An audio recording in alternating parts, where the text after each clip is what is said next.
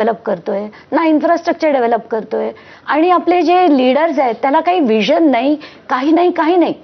जेव्हा मी गडकरींविरुद्ध लढले आणि लोकसभेची निवडणूक नागपूरहून, तेव्हा मला अनेक पत्रकार त्याच्यानंतर येऊन म्हणाले की ताई, आम्हाला तर मॅन्डेट दिला गेला होता तुमच्या विरुद्ध खोदण्याचा, तर आम्ही तुमच्या लॅबमध्ये जाऊन आलेलो, तुमचं सेंटर अख्खं उलटपालट केलं, तुम्ही ज्या डॉक्टर्सकडनं तुम्हाला रेफरन्सेस येते तिथपर्यंत आम्ही जाऊन सगळी चौकशी केलेली म्हणे तुमची.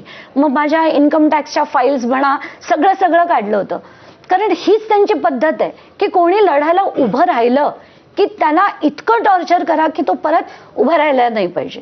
तर तसा सगळा प्रकार माझ्याबरोबरही सुरुवातीला झाला.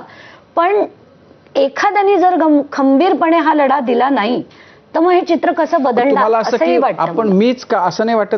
नाही, मला असं वाटतं की माझा नवरा मला म्हणतो की तुला जेवढी एक स्ट्रेंथ आहे ती प्रत्येकात नसते. आणि हे मला मीरा सन्याल म्हणून ज्या आमच्या पक्षात होत्या त्या देखील म्हणायच्या की अंजली, आम्ही लढू शकतो, आम्ही सगळं करू शकतो, पण तू जितकं स्ट्रॉंगली लढतेस ना तेवढी ताकद आमच्यात नाहीये म्हणे लढायची. आम्ही आम आदमी पक्षात येऊ, आम्ही आमच्या परीने मदत करू, पण ते जे टक्कर देण्याची जी भावना असते ना ती नाहीये म्हणे आमच्यात. पण तुम्हाला हे लढायला म्हणजे 11-12 साल असेल कोंढाण्याचं प्रकरण आलं तेव्हा, मग त्याच्या आधी तुम्ही कुणाविरोधात लढत होतात? नाही, त्याच्या आधी लढण्याची कधी पाळीच नाही असेल जास्तीत जास्त फक्त घरामध्ये नवरा. नाही, त्याच्या इनफॅक्ट मला माझ्या नशिबाने कुटुंब इतकं चांगलं मिळालंय की माझ्या 32 वर्ष झाली माझ्या लग्नाला, कधी मी माझ्या सासूबाईंच्या आवाजाची पिच पण वाढलेली ऐकली नाही.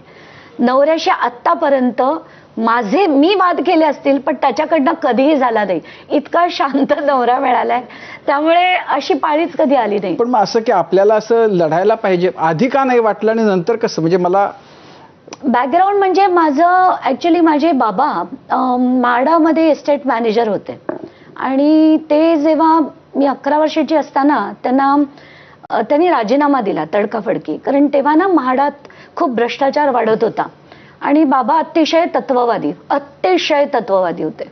आणि तेव्हापासून आमच्या कुटुंबाला अनेक गोष्टी भोगाव्या लागल्या, त्रास भोगावे लागले. तर त्याच्यामुळे आम्ही अतिशय खडतर परिस्थितीतनं वर आलो. पण बाबांचं नेहमी एकच म्हणणं असायचं की एक तर त्यांचे काही डायलॉग्स होते ते अजूनही आठवतात की, आणि ते बहुतेक महाराष्ट्रीयन घरात दिले जातात की आपली जेवढी चादर आहे तेवढेच पाय पसरावे, त्याच्या पुढे जाऊ नये. बाबांचं एक खास वाक्य होतं, मोडेन पण वाकणार नाही. ते अमुक गोष्टी त्यांच्याकडनं मी त्या इनहेरिट केल्या होत्या म्हटलं तरी चालेल, तो वारसा होता. म्हणून मला ते खूप. आणि तिथे का त्यांनी राजीनामा दिला होता? कारण प्रचंड प्रमाणावर म्हाडात भ्रष्टाचार होत होता आणि ते त्यांना पटायचं नाही, म्हणून ते म्हणाले मी नाही राहू शकत. आणि मी अक्षरशः 11 वर्षाची होते तेव्हा त्यांनी राजीनामा दिलेला.